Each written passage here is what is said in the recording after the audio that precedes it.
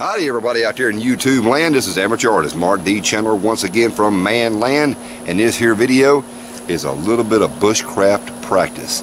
I know there's a lot of people out there that seem to think that I don't actually do bushcrafting anymore. Yeah, it's because I'm kind of used to more modern cookwares and things. But this is a situation where you're going to see technically, practically, totally cooked using bushcraft techniques. Stay tuned.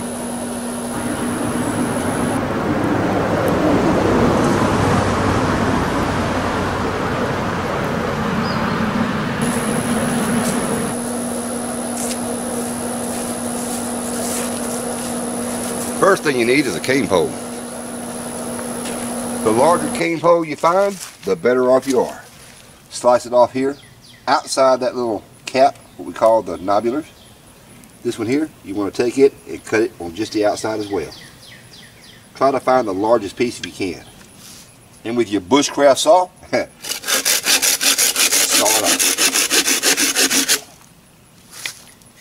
Now what we have is one fully enclosed modular section here of that cane pole. Like I said before, the larger the better. Make sure both ends are sealed, but don't throw the rest of your cane pole away just yet. You're going to use it for something else. This end here that I just cut from is all open. Now this is not dried 100% yet. It's a little bit green still. Don't waste this piece. We're going to put it to use. Go up to the next section here, the part that's closed, and cut past it.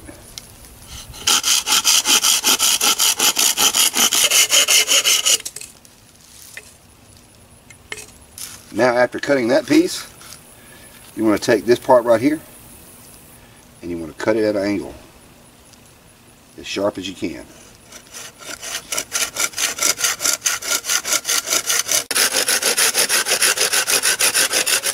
Yeah, there we go. Now on this piece, I'm going to cut well back here for a reason. Woo! There you see we have 4 pieces of actual cane pole cut in different stages for a reason. This piece here that we cut a good handhold here on the back side of this filled in piece, and we cut this angle off here on this one. Now we're going to actually make a cut back here almost halfway down, and then we're going to use our neck knife and baton it and release this part right here. Yeah, that's about right. Got our bushcraft knife. We're going to try to line the lines up here as much as possible, and we're going to take this piece right here, which is our end piece. We're going to use this piece to baton with.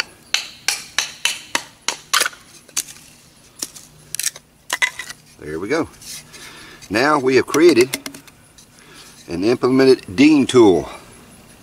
Now you can take your neck knife and trim this out and make it a little bit sharper if you want to, but I think this is going to work pretty good as is. Now all I'm going to do, draw me a line here in the dirt, and I'm going to dig myself a fire trench. And yet we have roots in the way.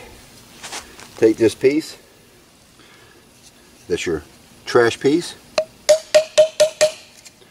and that will help cut through those roots. We don't have to go very deep, we just want to go deep enough.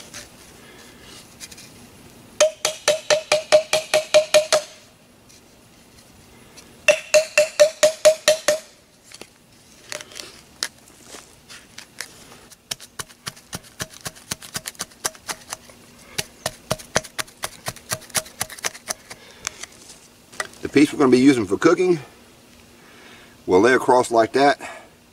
You want to test it out to make sure you don't go wider than your cook pot there. So we can go right about here-ish,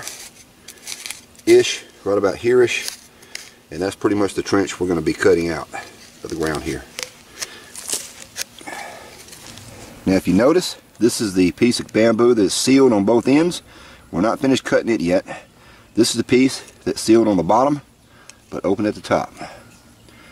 And I've actually got the hole in my little pit dug down further there. And I also took this piece and kind of pressed it in the ground to help keep it from rolling. This right here is going to be nice. This root is not going to be in the way. Don't worry, if you burn your root, no big deal. You're going to make sure that you're putting it out. And I know there's going to be some thumbs down on this video for setting roots on fire. And I can't help you people. I really can't. It's a possibility it might cause a fire 6 miles away, but I really doubt it. Especially here at Manland. With all the rain we've had, and it's a live root, and I don't care about hurting the trees here. They got to go anyway. You know what I mean? This right here is a piece of that bamboo that we cut off to make our homemade improvised shovel. We're going to use that to help start the fire. Take two. Had a premature ignition. Scraping some of this ferro rod material off, using this piece of bamboo to help collect it. Because, alright little ants, y'all are really finna get numbered. Scraping a good bit off, and the idea here is not to set it on fire just yet. Doing this like a magnesium block.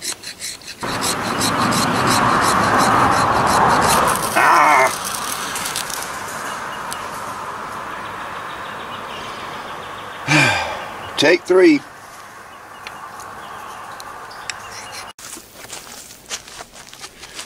I had to catch some of this in the plastic to keep from setting it off.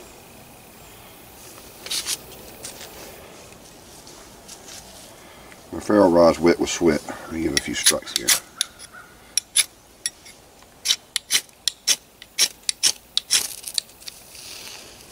Finally. Oh, don't diddle though. Place that pine straw in there, buddy. Get it going.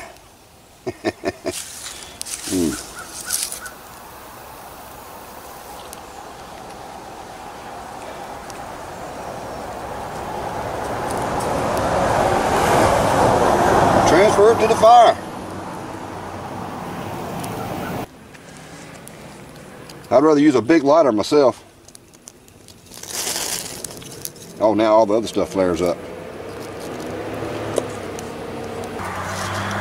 Now that piece that we had that was solid, we're batoning it down. We're cutting off about 1/3 of it at the top.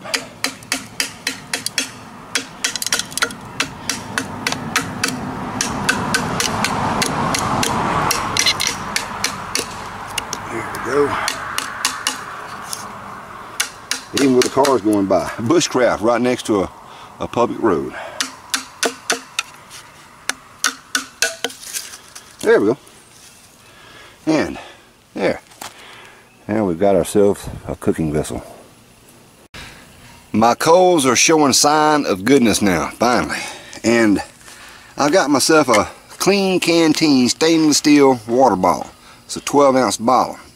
It's just to hold the water for this demonstration. This piece of bamboo that was solid on the bottom, you know, solid on the bottom, cut through at the top where it's hollow, yeah, we're going to pour the water into it.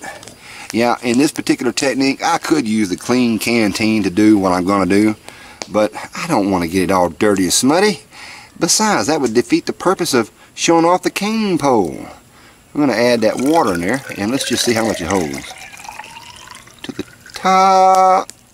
Oh, it's at the very top now. And I still got some water. So this right here is probably about 8 ounces. I'm going to pour some of it out because I don't need that much. But we're going to keep this water on standby. That little hole we had here in the side, clean some of this here charcoal aside, and we put in our, I know, wrong angle to show it. We're going to take some of these coals and put up against our new improvised cook pot. That's right, we're going to heat this water up. And let some of this continue to burn down. We're going to add just a few pieces of wood to this as we need. Now in theory, I've done this before actually, made Cowboy coffee. And that is precisely what I'm doing now, making some Cowboy coffee using some cane pole. We've got our concave grill plate and some bacon. Now the idea here is to take this bacon, and I'm doing it above the fire because that's where I got the camera set up at, and we're rubbing that bacon grease all inside. Now don't worry, I thoroughly wash this out. You can do the same thing if you have some good cleaning water to do it with. And we're going to take these 2 strips of bacon, going to put it here in our little makeshift concave deal here. I'm going to lay our strips of bacon in there. 1 up inside, and then 2. Poke that in there too, and let's see what it does. Move it over a little bit. Better contrast. Yep. The water is actually starting to percolate just a little bit, and the bacon's starting to do a little bit of a not much action going on there to catch with the camera, but I can tell with the natural eye it's starting to heat up. Now we got, that's a little too much water in there for this project because it's going to boil over. But yeah, since I'm here, I decided to make me a little bit of cane pole Cowboy coffee. It's time to add them grounds in there and let them soak through now that we got some type of hot water in there. And I'm careful with it because this will have a tendency to heat up and then boil over. And that's just what Cowboy coffee does if you're not careful. But right now I'm going to try to do the Cowboy coffee and cook the bacon with an egg, no doubt. We're going to see how well this works. Oh, I think my Cowboy coffee is going to be ready before my bacon and eggs. Yeah, I failed to mention that, so we're going to add an egg to that. But first I want that bacon to cook on down some. This Cowboy coffee, as long as it don't over percolate. The last time I tried this, it was dried cane or some what they call bamboo. Man, it tasted great. It had a real nutty flavor. So if this boils over, oh well, no big deal. It's not like I made a mess. Not out here in the great dirt world. There's more cars and mobiles going on. I pulled my coffee out, and that pile of dirt I had there that I dug, I've got it sitting in there, and that's holding my coffee up. To keep it from boiling over, I want my bacon to get done first, and the coffee is definitely ready. I'll put it back in there to kind of reheat it just a bit. Wow, this thing actually gets hot enough for the bacon to burn. I got my egg sitting on top of the coffee, using it as a makeshift pot lid there for a moment, heating the coffee back up. This doesn't seem to take very long at all. As a matter of fact, I think it's time to add this egg. I want my bacon just a little bit doner. This one here is actually pretty done for the most part. Not the best cooking in the world. Hey, I'm just an amateur. I didn't say I can cook good on cane poles just yet. I ain't got all that amount of practice. Get this piece here out of the way. Yeah, get that down in there. Yeah, I think it's ready for the egg now. But that bacon's actually done. Done enough for me anyway. Now let's see if I can do this without making a real mess. I'm going to use the sharp side of my blade. Yeah. Put this back in my holder here.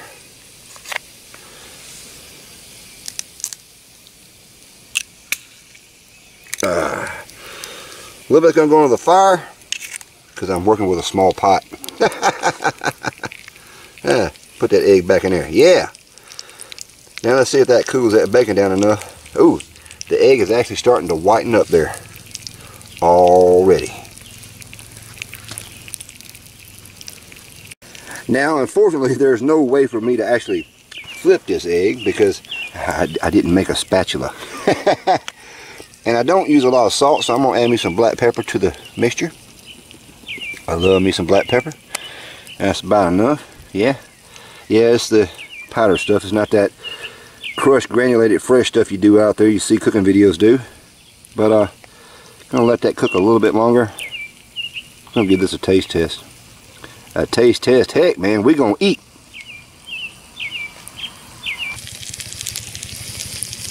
I believe this is just about done enough. I think everything's cooked solidly through, and we should have a little bit of a runny yellow. At least that's the plan. Cowboy coffee is definitely heated up. I gotta add a little creamer to it. We're ready to eat. Let me get this thing off the campfire and let everything kind of cool down just a bit, so I can shoot this video without burning me little non-bushcraft fingers. Oh, well, for what it is and what it's worth, here's my bamboo piece of toothpick. Just pour me some creamer inside that there Cowboy coffee, but ooh, that thing is still hot. Ha! Alright, you see what type of heat damage there is if I don't drop this thing. I would pour it upside down, but I'll do it real quick without. Let me pour a little bit of that coffee out there. Now you can see, alright, isn't burnt in that section there at all. We got some coffee grounds floating around. This thing needs to settle down just a bit. Now, being that that is not dry Mississippi cane pole, it's a little bit sticky. It's like melted shellac in a way. I noticed that, and that's on the outside. And the coffee itself smells fantastic. It has that nutty flavor, or smell I should say. I haven't tried the actual flavor yet. Let me, if it's not too hot, I'm gonna try. Ooh, this thing hot. Try a little teeny sip. I'm kind of scared. It's hot.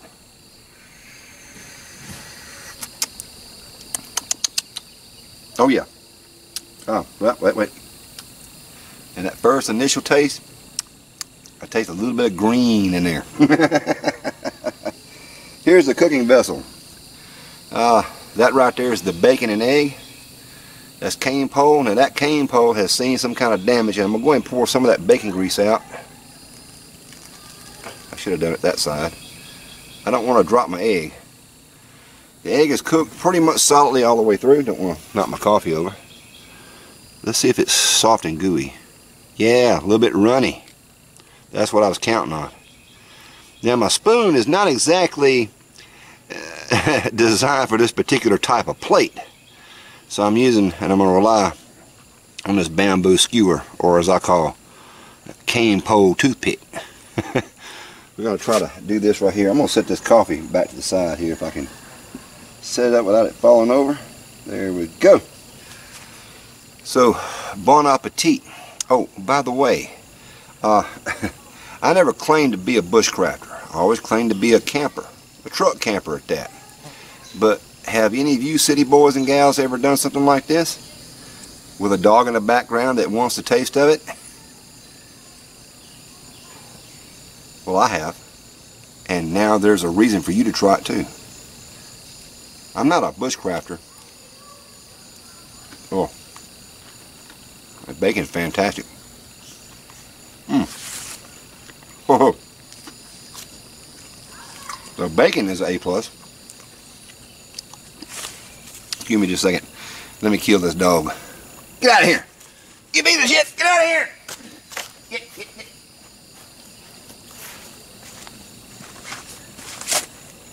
I'm sorry. When dogs try to get in on my grub, they're stupid to do so. Not only am I your friendly neighborhood Manland 121, I'm also a killer when it comes to bacon and eggs. He'll be okay in the morning. Or she will be, to be politically correct. Let's try this here egg. Oh man. Look at that. The yolk is solid. It's kind of runny on top, but the bottom is definitely, this is not a scrambled egg. This is just cooked just as is without doing anything.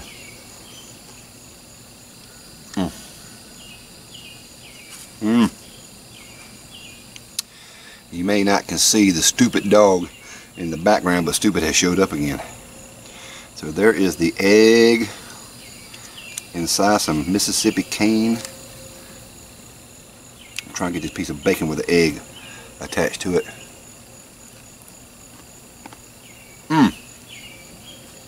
Folks,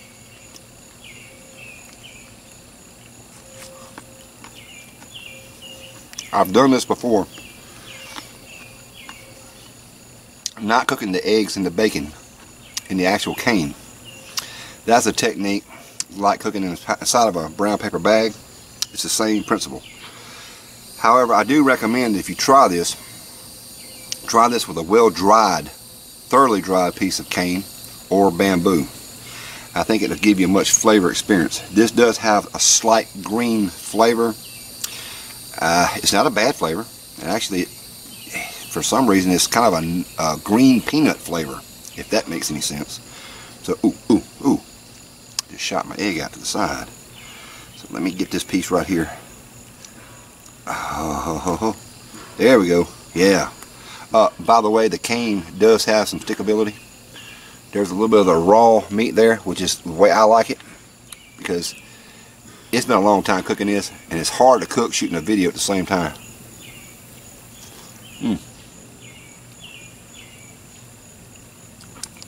Man, there ain't nothing wrong with that. Matter of fact, I'm going to finish this up, and I'm going to give the stupid dog the leftover Mississippi cane.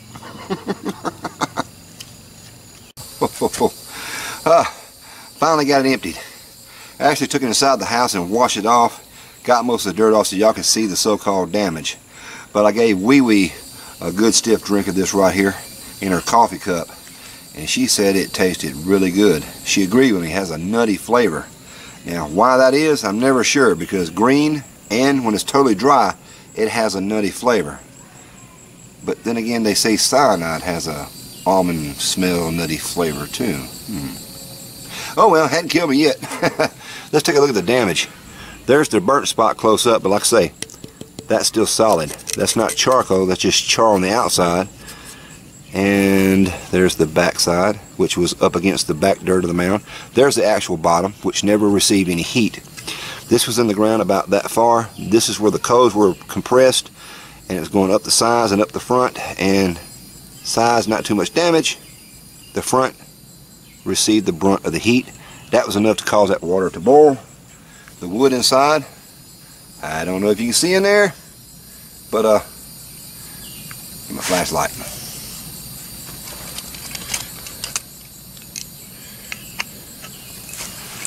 Flashlight ability, yeah, not burnt through at all. That's the thing, it's a science. It's like putting water in a plastic paper Dixie cup and setting it on top of the burner. The water will boil and the cup will not burn until the liquid is burned out of it. You may get some smoldering, some black stuff on the sides, but the cup won't burn into. And like I say, this is the same technique as the brown paper bag with bacon and eggs. It's the exact same thing, except we're using Mississippi bamboo. So, until next time, this is amateur artist Mark D. Chandler, a very hot and sweaty, very tired amateur artist Mark D. Chandler, wishing you and y'all a very happy YouTube experience out there. And remember this, either you're a bushcrafter, a camper, or whatever you want to call yourself. I'm not a bushcrafter, I'm a camper. I like to practice bushcraft, because as I said before in the beginning of this video, I don't believe there are really any such thing as a real bushcrafter. They would never come back home if they were. We all live in the comforts of home, unless we're homeless, and that's a real problem.